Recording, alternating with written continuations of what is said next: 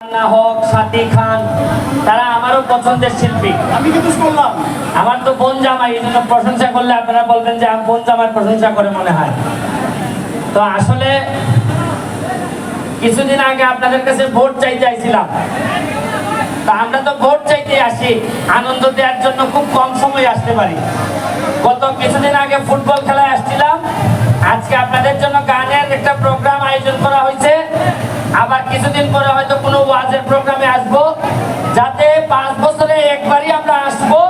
আর বাকিটা সময় আপনাদের যে ডিমান্ড, এই ডিমান্ড অনুযায়ী যেন আমরা চলতে পারি, এই চিন্তাটা আমি সব সময় রাখি। আর আরেকটা বিষয় হচ্ছে গিয়ে শুনেন, আরিফিন রুমি বা যারা যারা গাইবে গান, সব সময় এরা প্রতিদিনই কোনো না কোনো জায়গায় গান করে। কিন্তু আজকে যখন এরা এই জায়গায় আসছে, আপনাদেরকে বুঝতে হবে যে অনেক বেশি ক্যামেরা থাকবে আমাদের চারদিকে। সারা বাংলাদেশের বিভিন্ন জায়গা থেকে খেয়াল করা হবে যে এই ধরনের আয়োজন আমরা সুন্দরভাবে শেষ করতে পারি কিনা। সুতরাং আমাদের আচার আচরণ দ্বারা বাইরের মানুষ আমাদেরকে জাজ করবে।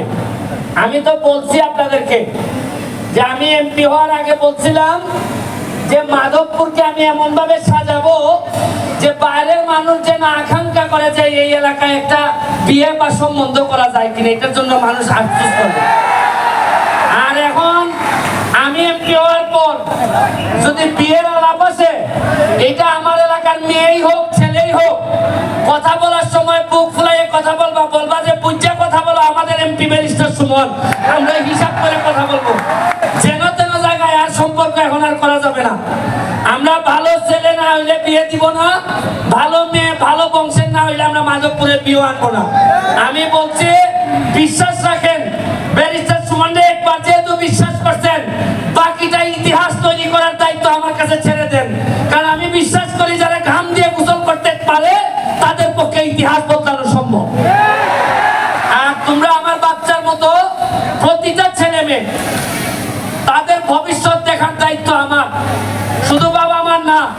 আমি চেষ্টা করব প্রতিটা ছেলে মেয়ে কোথাও যেন আটকাইতে না পারে। আপনারা শুনে ভালো লাগবে, গতকালকে থেকে আমরা শুরু করছি 1 লক্ষ আমের চারা মাধবপুর লাগবে। তাও বগুড়া থেকে আনতেছি আমরা আমের চারা। এই আম এত মিঠা, আপনারা বলতে পারেন যে আম আনবেন কেন? কারণ আপনাদের মুখ যদি মিঠা না করি তাহলে তো আপনারা কাজ না করলে আমার বকাঝকা করবেন।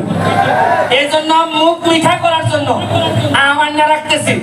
আপনাদের স্কুলে আমরা আম বিতরণ করবো, আপনারা এটাতে সাথে থাকবেন। এখানে টুটুল ভাই কোন? টুটুল ভাই আছে? আচ্ছা, আমাদের সুমন ফুটবল একাডেমির সভাপতি, এখানে সেক্রেটারি সহ আমি আবার হয়তো পরে কথা বলবো। আপনাদেরকে বলবো শুধু শৃঙ্খলা বজায় রাখবেন।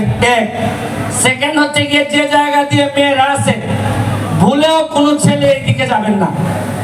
এবং আমি প্রশাসনকে বলবো এদেরকে হাইয়েস্ট সিকিউরিটি দিয়ে এরা থাকবে। এখানে দেখবেন গান হবে, স্বভাবতই কেউ না কেউ একটু নাচতে চাইবে, নাচবেন ওই কোনায় গিয়া, এদিকে আইসা নাচানাচির কিছু নাই।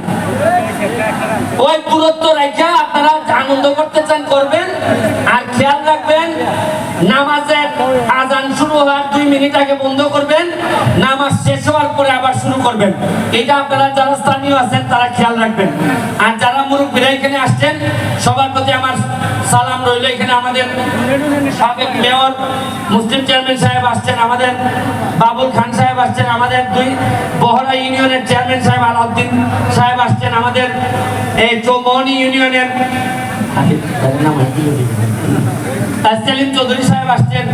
এখানে আমার ঢাকা থেকে একজন মেহমান আসছেন, আমাদের এই পলাশ ভাই আছে। তারপর হচ্ছে কি আমাদের 2 নম্বর এই 1 নম্বরের চেয়ারম্যান পারুল ভাই আছে, আমার কাউসার ভাই আছে। এখানে যারা মুরব্বীরা আছেন সবাই, আমার যে বয়স কত নাম কেমনে মনে রাখতাম আমি, এটা আরো বয়স হলে হয়তো বেশি কম ভুল হইব আমার। কামাল চেয়ারম্যান সাহেব উনিও আছেন এখানে। আর টুটুল ভাই আসছে, আমার মনে হয় বৃষ্টি চলে আসতে পারে, এর আগে ভালো ভালো গান হয়ে যাক নাকি, কি বলেন? তবে শুনো, বুট একটুই দিসলাই, এবার 5 বছর তার ভাইয়া যাই ভাই, বুটে কত লাভ, খালি গান বাজনা খেলা ওয়াজ চলতেই থাকবো কিতা একটাই কও কও আপনাকে আমরা মন দিয়ে বিশ্বাস করি